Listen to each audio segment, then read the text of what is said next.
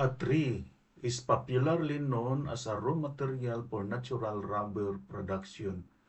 What a majestic tree it is! Introducing Para rubber, Hevea brasiliensis of the family Euphorbiaceae. The genus name Hevea originates from the Tupi-Guarani word "ib", meaning to plow or to run, referring to the latex produced by the tree. The species name Brasiliensis comes from the Latin meaning of Brazil, indicating the tree's native region. Para rubber naturally occurs in tropical America from Brazil to Venezuela, Colombia to Peru, and Bolivia. It is now cultivated in almost all parts of the humid tropics. It was introduced in Southeast Asia in 1876 and in Malaysia in 1877. It is widely planted in Southeast Asia, with peninsular Malaysia as the most critical production area. It is known for its latex, an essential raw material for natural rubber production.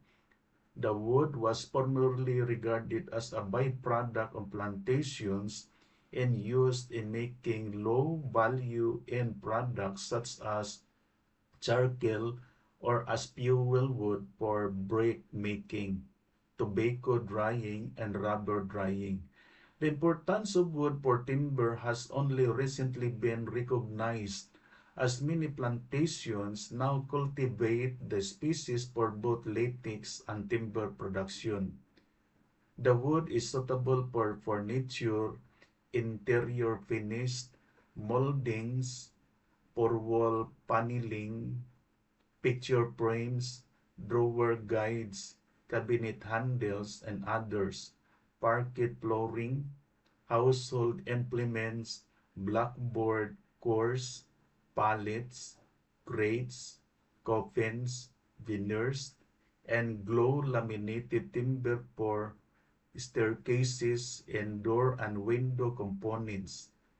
In Malaysia, waste and residues are made into particle board, wood cement board, and medium-density fiber board. Waste are also reported to be an excellent medium for mushroom culture. Seeds are edible and suitable for technical purposes. This is Max. Caring for the environment is not only a choice but a responsibility.